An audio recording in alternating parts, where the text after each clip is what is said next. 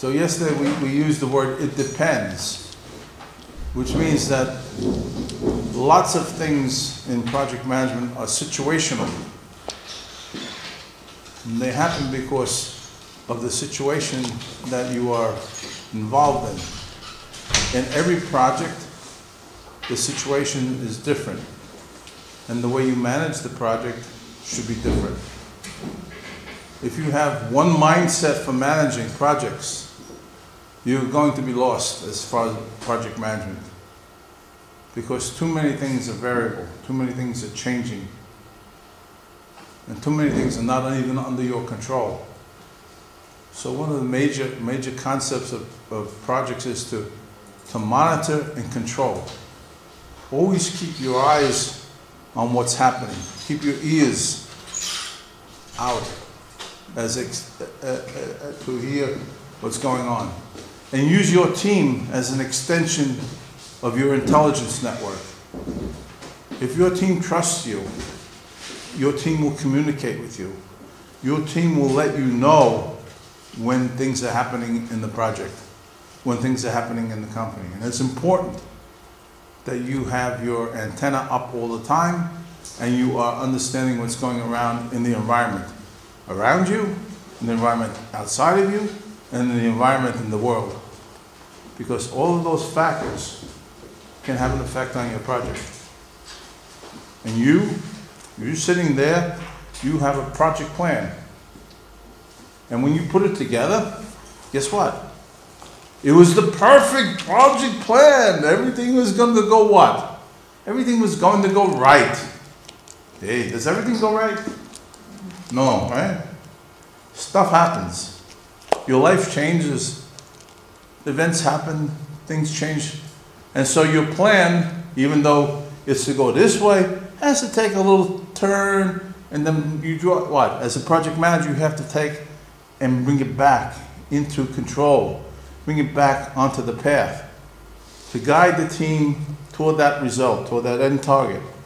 The idea is always to try to get there as fast as possible, as soon as possible, but always doing the right result, not cutting quality.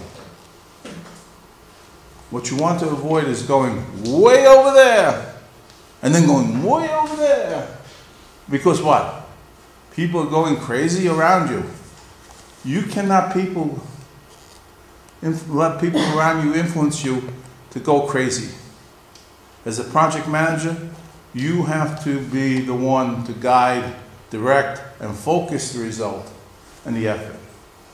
You are the one that has to continuously, as they say, keep your eye on the goal. And to help bring that about by communicating with your team all the time, communicating with the people that support your team, the other players in the company, communicating with the management above you, communicating with customers, communicating with users. So you need to what? Learn how to communicate. You need to learn how to talk. You need to learn how to network. You have to be proactive in your communication.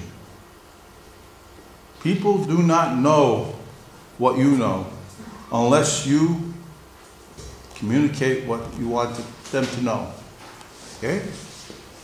So we're going to give you some tools this week that basically allow you to sit at the beginning of the project and during the project to monitor and control your project, to keep your eye on what's going on the project, to understand what your project is all about, to understand why your project was started, to understand the who, what, when, where's, and how of your project.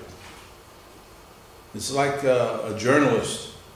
You have to know who, what, when, where, how, but importantly to know why. And so these tools are relative to your project. Not somebody else's project, your project. So one of the tools we have early on is something called UCP. It is a model for looking at a project. It's only one model. Within UCP, there are 3 dimensions, and we'll explain each of the dimensions and how to work the classifications of those dimensions. So when you look at your project, you say, I don't understand the uncertainty, the U of my project. I understand the complexity of my project. I understand the pace of my project. Okay? And then we will explain you how to address project risk. By understanding things about your project, you will understand the risk involved in your project. And finally, we will describe the elements of something called project management style, the way to approach a project and to actually manage a project, based upon your identification of the UCP of your project. So if you classify your project on UCP, then you will have some concept of how to manage a project. If it's a very high uncertainty, you manage it one way. If it's a low uncertainty, you manage it a different way. So the project management style varies. It changes based on the project and the things you know about your project. And so therefore, when you manage your project, you should try to manage accordingly. Manage with the right project management style. Now this particular model was developed by a man named Shenhar. Dr. Shenhar is my mentor. Just like I was the mentor to Boyan Lalich, Dr. Shenhar was my mentor when I was doing my PhD, and he helped guide me through my PhD. Dr. Shenhar is a very famous guy in project management. He is a research fellow of PMI. He's also he's got both the research capability in PMI. He got an award for that, and he's a fellow of PMI. He's also a fellow of IPMA, and he's got many publications in the world. And UCP is one of his contributions to the literature. You will find many things in the literature, and you'll find that people will take the literature and they try to improve it. And one of the problems I have with my mentor is he took this model and he tried to improve it. And he wrote a book, and it became a famous book on Harvard Business Review. And I'm saying to him, your book is not correct, because the new model you put together is not correct. So sometimes you and your mentor is what? Not perfect. So you need to be able to say those things to your mentor. Unfortunately, your mentor sometimes doesn't remember you. And all they remember you is what? A student. So to this day, even though I have a lot of experience and a lot of teaching and stuff, my mentor looks at me as a student. And he's always right, and I'm always, his student. Well, maybe you're not so right. And you have to be able to do that. But to me, the UCP was okay. And it was a basis for my research. And I use this as a basis for my research. And in the model, it is 3-dimensional. U, uncertainty, is one dimension, complexity is another, and pace is another. And we'll look at each of the dimensions. The first dimension, U, is really more uncertainty of the technology. Okay? What is technology? When you look at a project, what is the technology? Do you know? You don't want to talk. You're afraid. Your English is not bad. It's good. Better than mine. You know what my English is? My English is from New Jersey, from Brooklyn, from New York, from Long Island, from Westchester. My English is a mix of dialects from the United States. I have not perfect English either.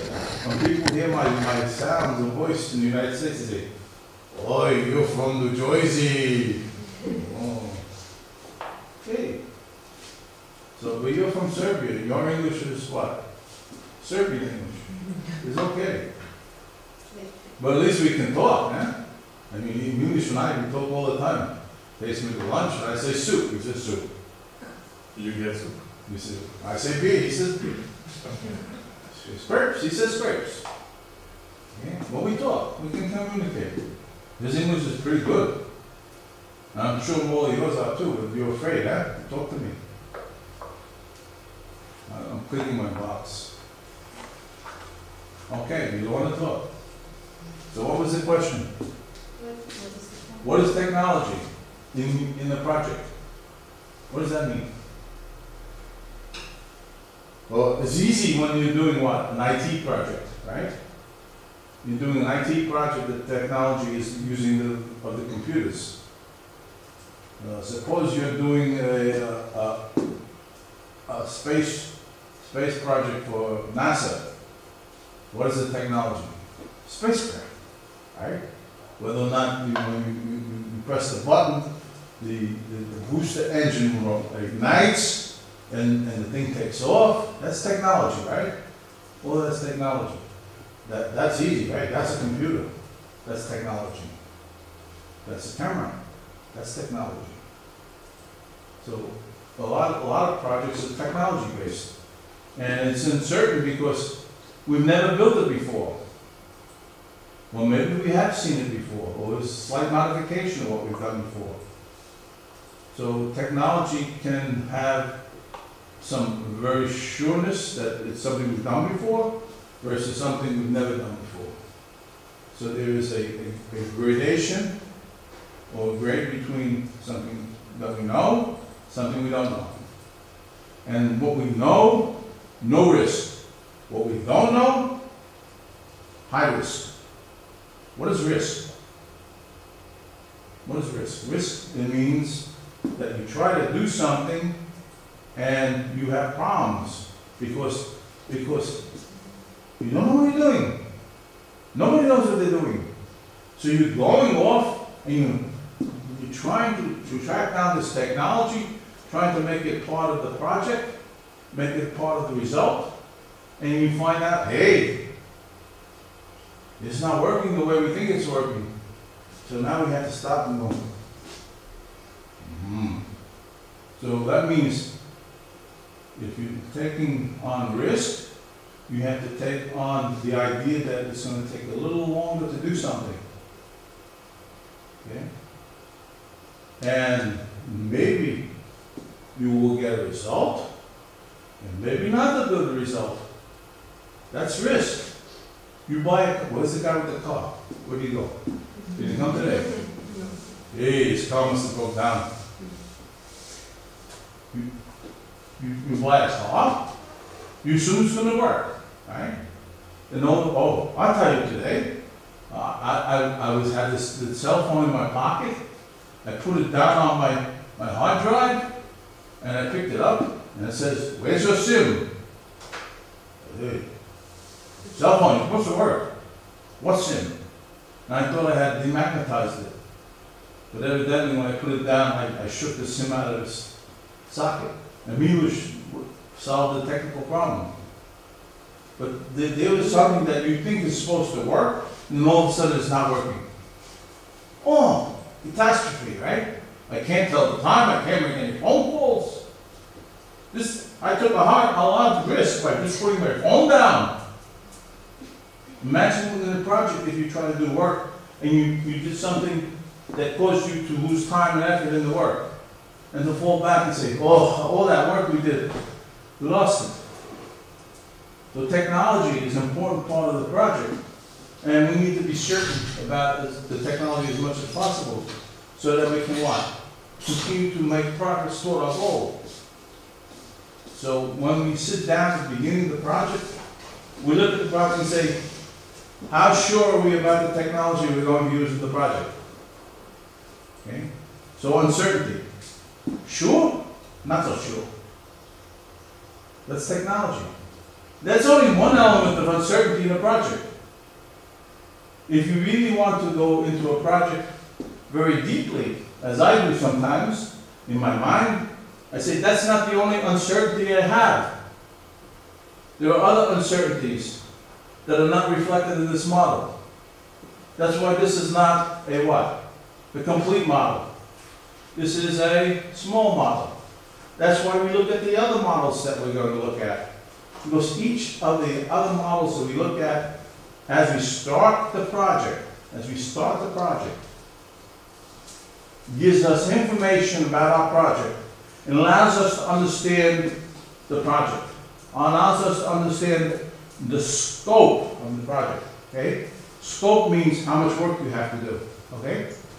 And one of the things you as a project manager have to do is you have to bring the scope under control so that you can get your arms around the scope. And you have to hold the work in a steady state.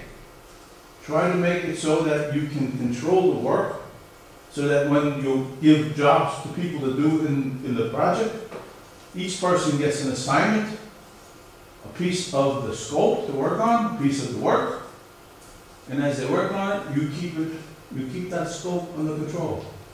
Every once in a while, somebody's going to come and say, hey, I want more. I want you to add this, I want you to add that. That does what to the scope? It makes it get, like, it's like food, right? It makes your stomach get bigger and bigger until your pants don't fit anymore. Well, the same with a project.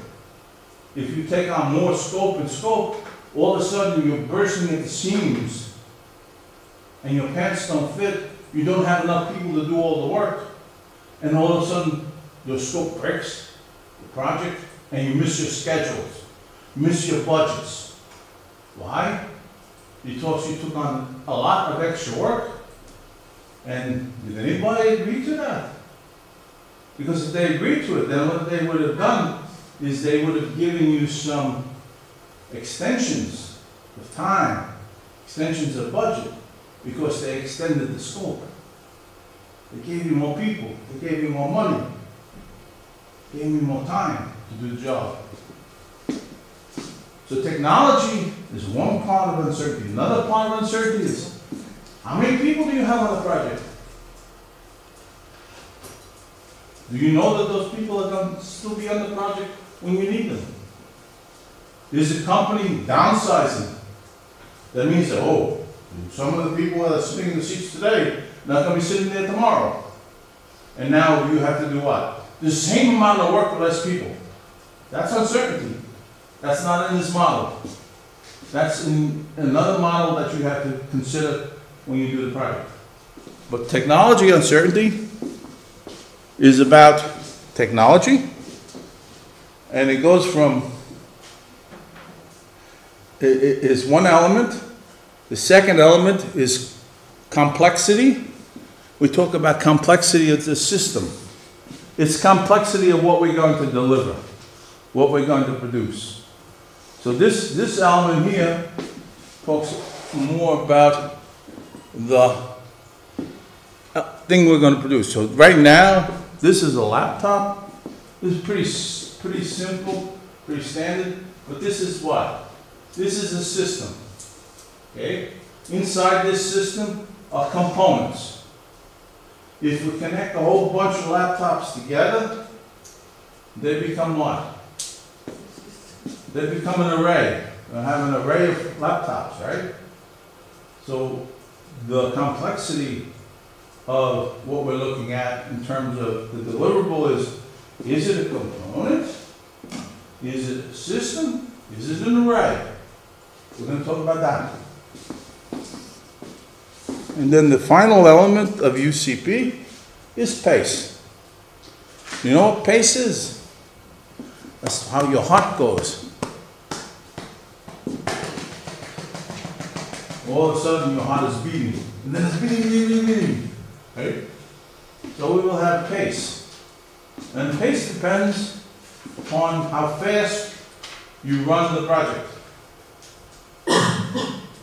And pace has a direct correlation to the duration of the project. Because if it's a distance from here to the end of the table, short duration, this may seem like fast pace, huh? What if it's from here to the end of the end of the building? The same pace may seem what? Slow. So everything is relative. But it tells you the rate at which you will run the project. So we have 3 dimensions. So this one goes along this dimension. This one goes along this dimension. This one goes along this dimension.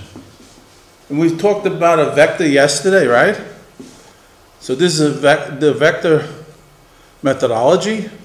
And somewhere from here, we solve the vector. There's a solution vector. Your job is to look at your project relative to these 3 elements at the beginning. So, for technology, we go from the 0 element, low tech, not so really great, pretty stable technology, medium tech, high tech, super high tech. If you've done that technology before, you would probably consider it to be low tech. If you maybe did a little bit of it before, maybe medium tech. Not so much high tech.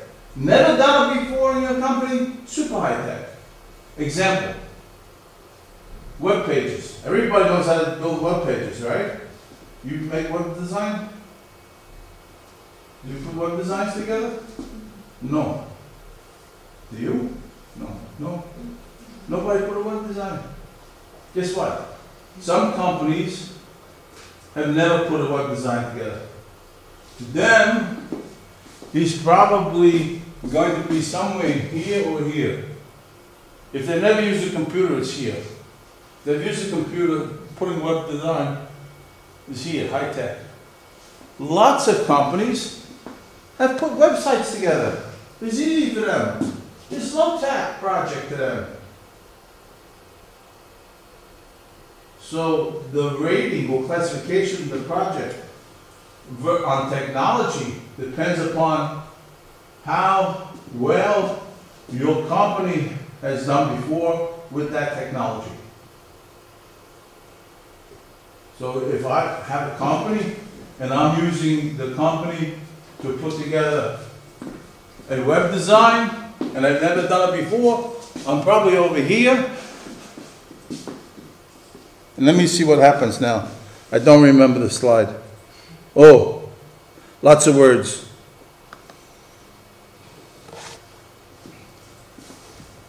But what you do, when you go from trying to do a project low tech versus trying to do it high tech or super high tech, you increase the risk you take. When you increase the risk you take, you usually increase the need for more people, more resources, more time to do the job. So if your project is to do a website and you've done it before, and it's low tech in your company, then in terms of people, resources, and time, your project should be simple. You should not need as many people. You should not need as much time. You should not need as much budget to do that website design, because you've done it before. And there's almost no risk to do it. But if you end up being a company that has never done it before, you have what? The need for more people, more time, more dollars, more resources to get it done because you've never done it before. Because you're taking on additional risk. Oh, risk.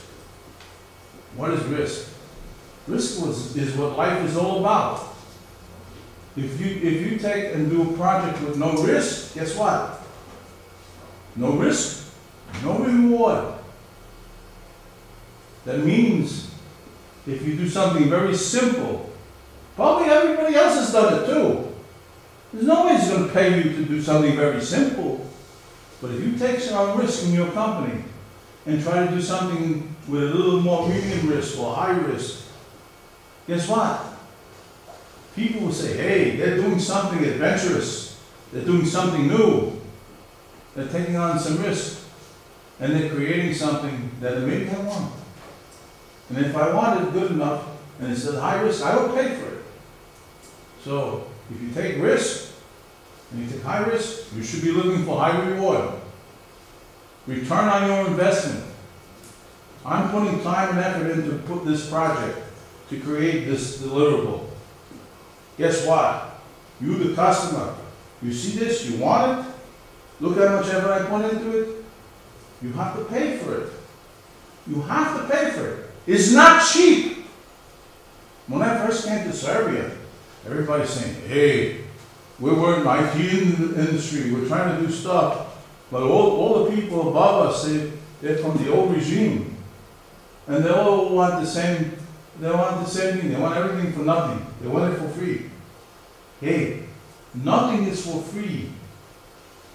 If I put time and effort into it and it is important and it works for you, and I broken my back, busted my butt to make it happen. You have to pay me for my result. No cheap. So you have to start thinking about the result. On the complexity, can you see that? I can see it on my screen. I don't know if you can see it there. But there are three complexities. On the bottom, they call assembly or component. In the middle is system, and on the top is array. And I told you, if you have, I didn't bring my bottle of water with me, but typically this would be a small component together with a whole bunch of other things in this thing. This would be a system. Again, this would be an array.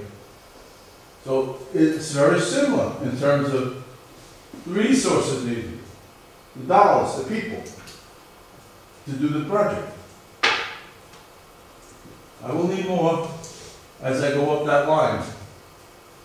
So if I go from assembly to system to array, I am increasing the risk.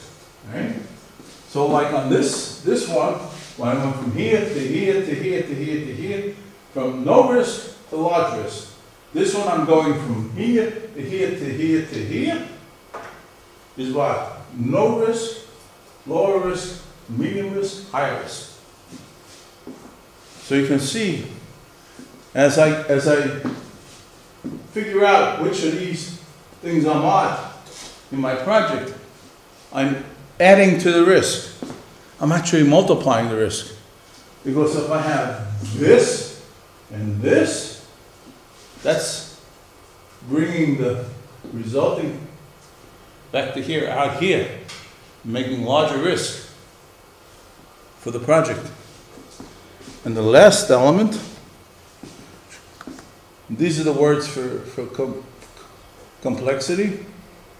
The last element is pace. And I go from here, regular, to fast competitive, to blitz, critical. Let me see if I have my slide in here. That's pace. Yeah. Okay. Pace is all about a sense of urgency. A sense of urgency. Because you have the project, and if there's no sense of urgency to complete the result, it's okay. Take your time, regular pace. That means nice, comfortable walking, right? As you go through the project. It means that you can moderate the resources you use, moderate the dollars you use, and do it at a reasonably comfortable pace. The duration maybe is not so big, or maybe it's big, but everything is okay. Everything is under control. Regular pace. But if you find that, hey, see this computer? I need it now. Marketing sales are saying, we need it now. We need to put it on the market. We need to compete against Lenovo or Toshiba. We need the Serbian computer now. We don't have it now. Guess what? We're not going to be able to compete against those other companies. They're going to take the market share. We will not get enough sales for our computer. So if I need it now to compete, I have to walk what? To my project. Faster. Faster pace. Fast competitive.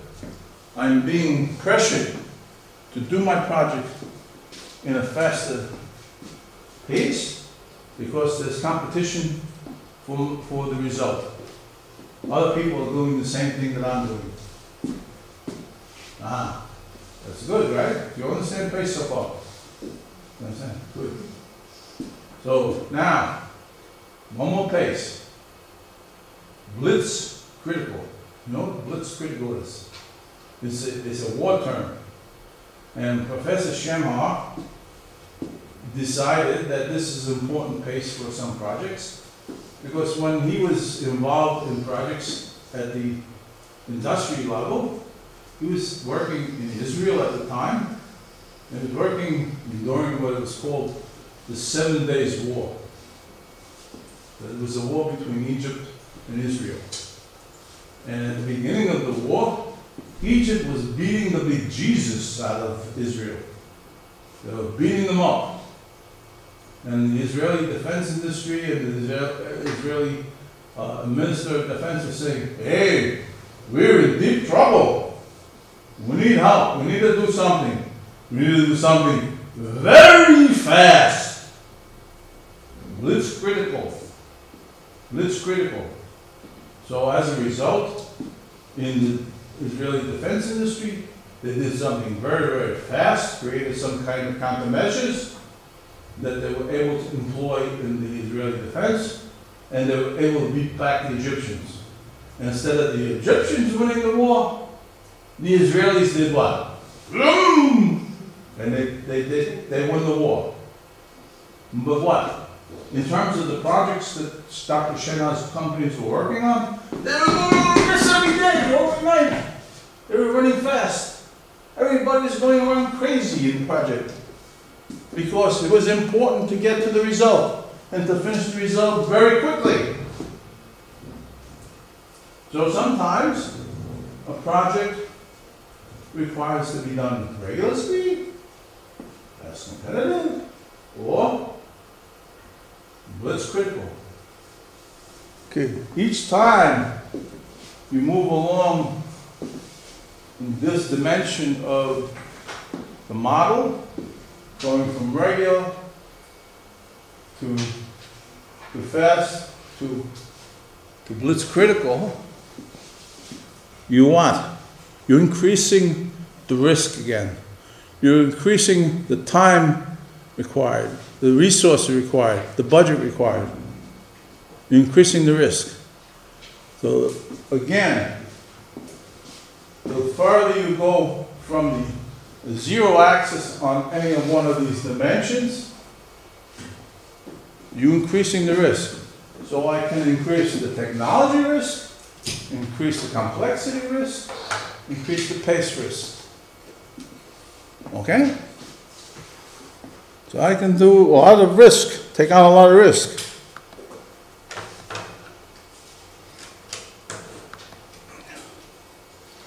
So the higher on a dimension, the greater the risk.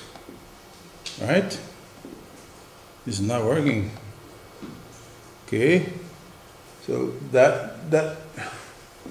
this one was the uncertainty risk, the other one's the complexity risk, and that's the pace risk. And if I have these three vectors and I try to solve that equation, I will get what? A vector solution. That vector solution will be in one of these cubes. If you take 4 by 3 by 3, how many cubes are in the box? This is very tough to do. 4 times 3 times 3 is how much?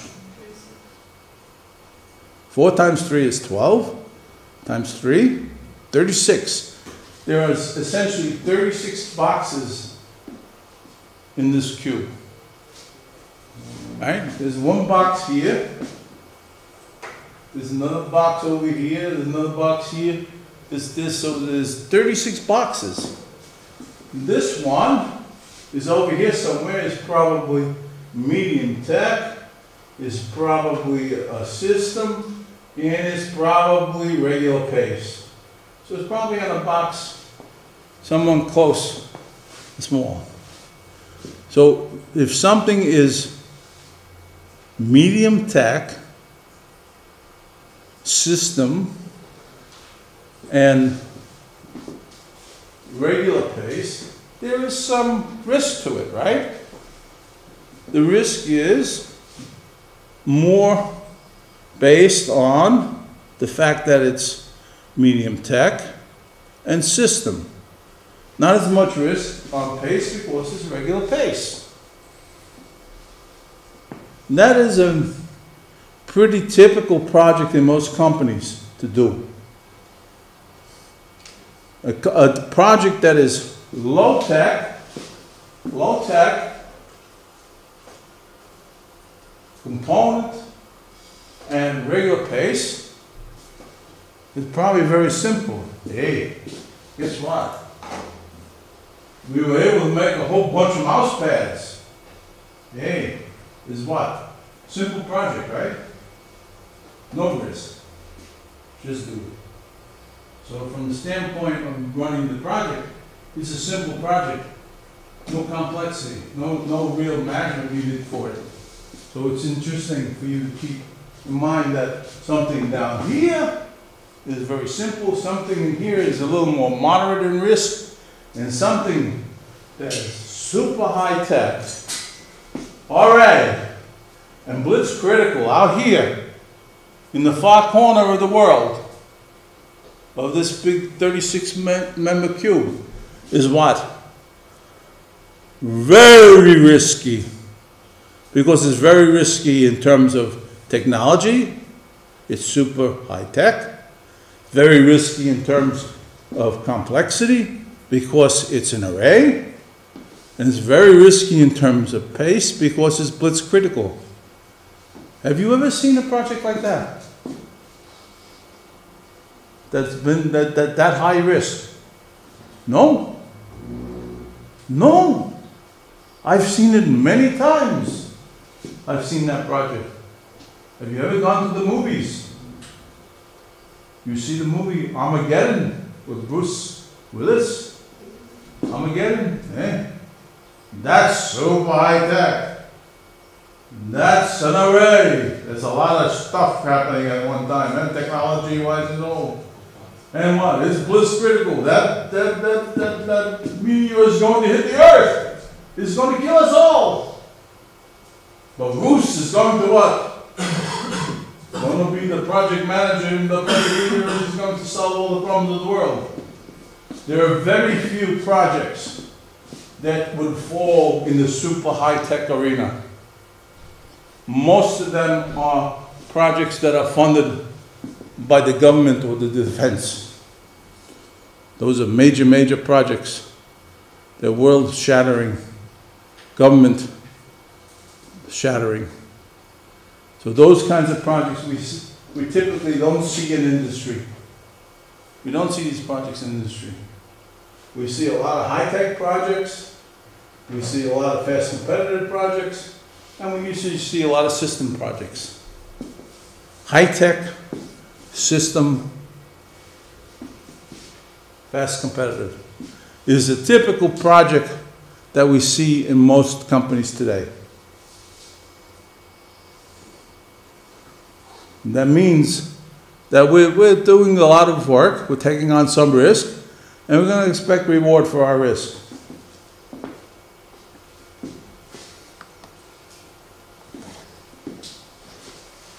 Okay. One of the things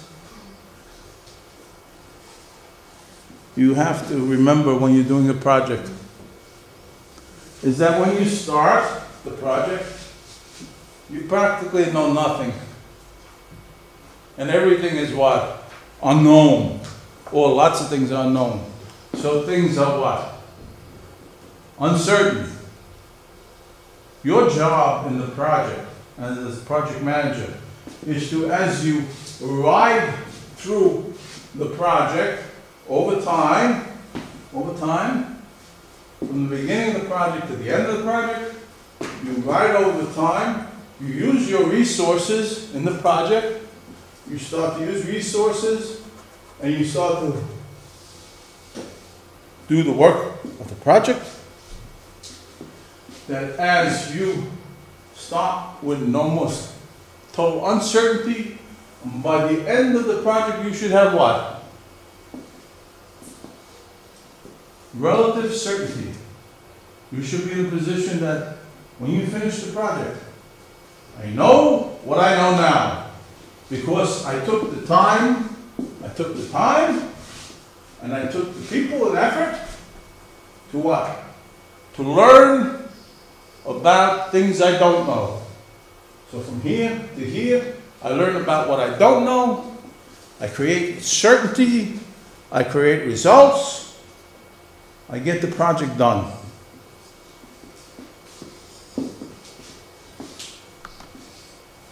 And typically, for a low-tech project, that's pretty easy. We pretty much start where we start, and we know a lot about it, and when we use results, we still know pretty much the same thing. So it's easy for us to get what? To the end date.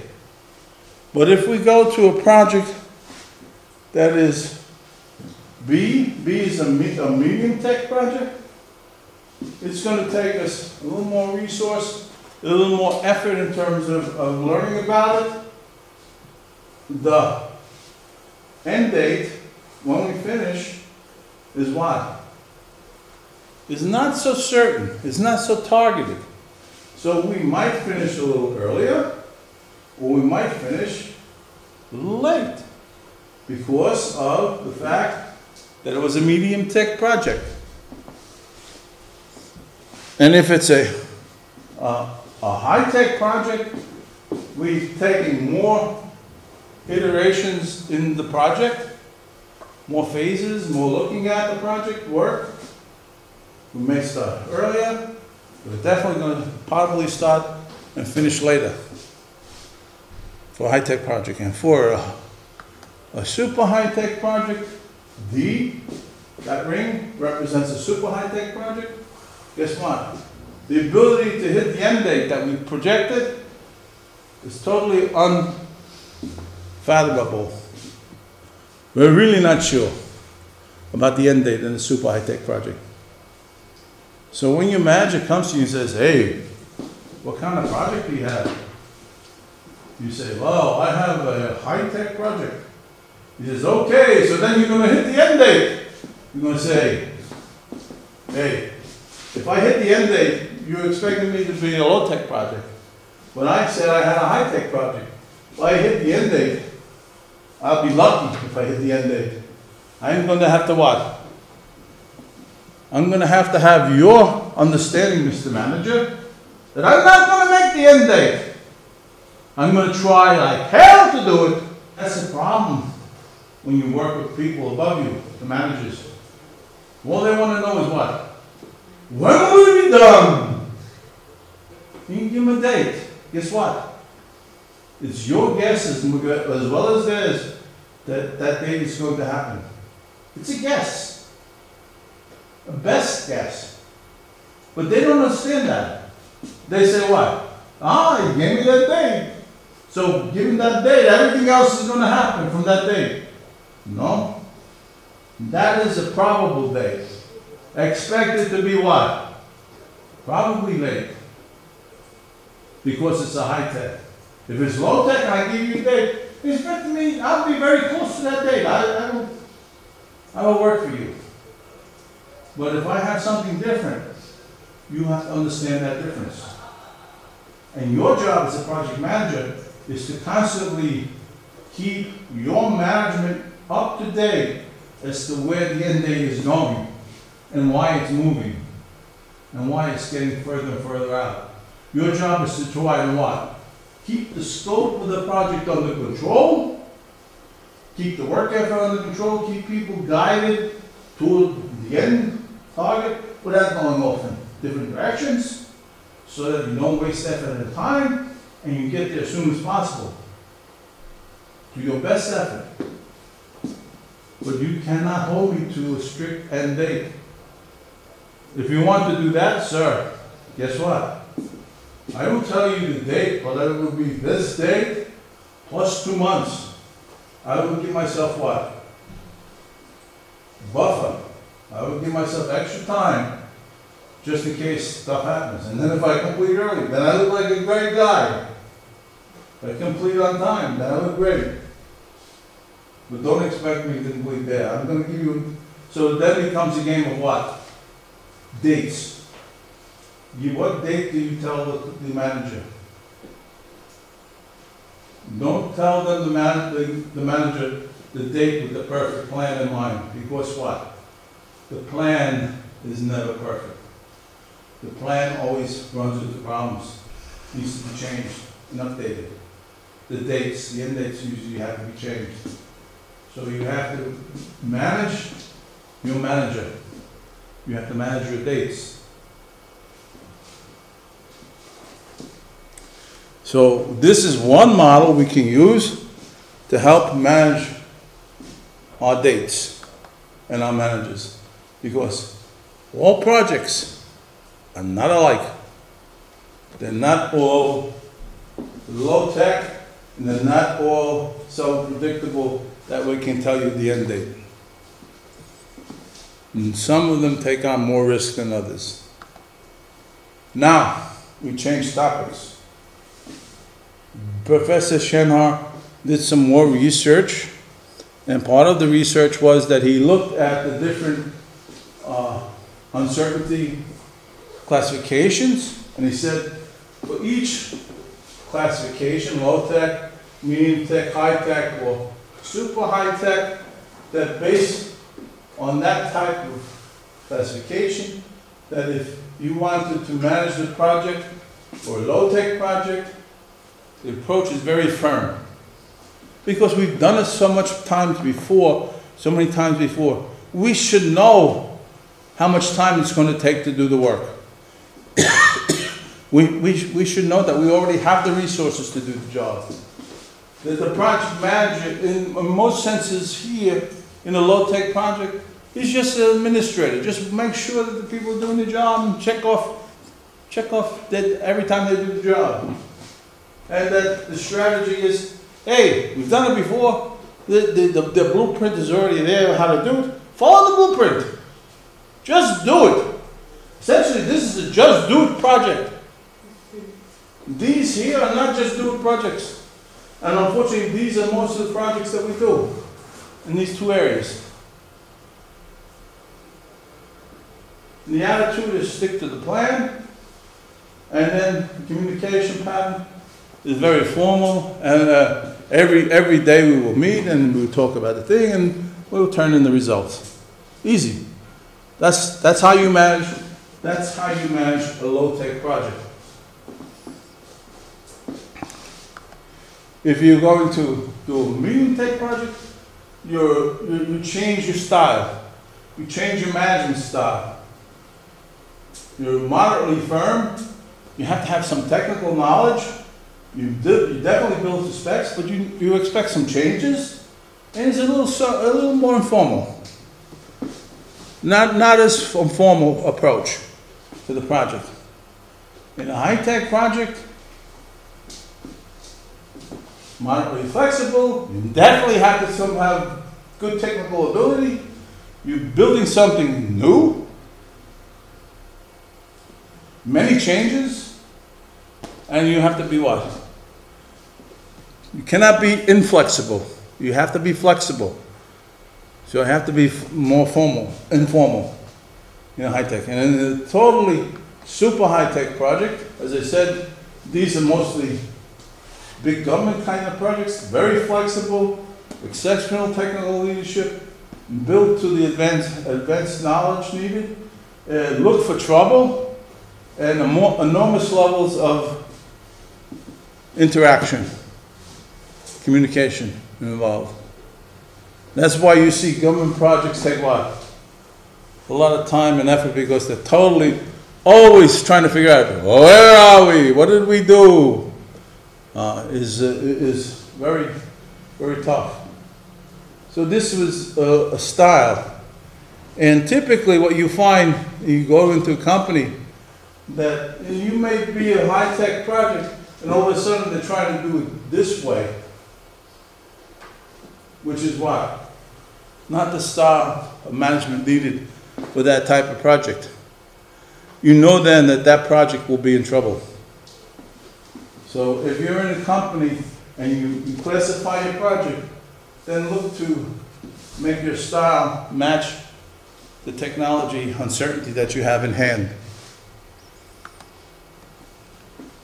So here's an example. This was one of the students had a project in their thing. It was a medium tech project. They said, what goes what?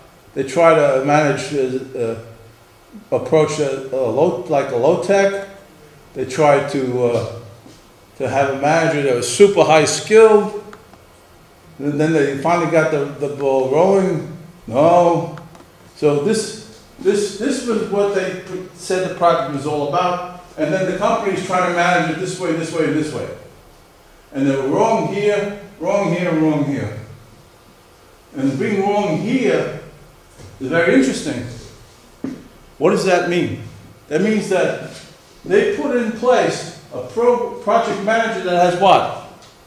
Superior skills. Project manager, superior skills. They're going to be bored. Going to be bored with this project. It's going to be stupid for them to do. And then they're going to be forced to what? To keep to the PMI standards and the PMO standards for reporting. Guess what? And this person will be more than bored. He would be PO'd. You know what PO means, right? They would not like. And this person has to run the project. This person is misplaced on that project. This style is incorrect. The way this company is running this project is incorrect. This project is what? Going to have lots of problems. Maybe even something called failure. Because it's not managed correctly. So it is important to pick and choose the right people for the job. Choose the right management style for the project. So, we talked about what? 3 classifications for the UCP. U is technological uncertainty. C is system complexity. And P is pace. Pace has to do with the urgency of the project. We showed you how to assess the project risk. Right? If the risk will go up, the higher you go on the dimension. So from low tech to super high tech is higher risk. From assembly to array is higher system complexity risk. From regular pace to blitz critical is higher pace risk. The more risk you have, the more work you have to do. The more communicating you have to do. The more you have to let people know what's going on. And finally, we looked at management style. If you know what kind of project type you have on technological uncertainty, you will have a certain style. If you have a certain set of ideas in terms of that style, it also will have affect your success dimensions, which I did not cover. But you could look in there and see that in the slides. Unfortunately, I do not think that I have any part of my PhD related to this model. So there's no write-up on this in the PhD. But it's a simple model, and what we did in the PhD is we used a little stronger model called Wheelwright and Clark, which we'll do, I think, tomorrow, maybe, which is a different type of model, covers some similar ideas, but slightly different. So this was the first idea that Dr. Chanel gave to me, was UCP. And later, today, we have, what, 2 hours left? We're almost finished for this morning session. I will talk to you about the other model Dr. Shenna gave me, which was the, I talked to you the other day, yesterday, about the success dimensions, but I would show you how his success dimensions influenced my strategy dimensions. Okay? So let's take a 10-minute break on your clock.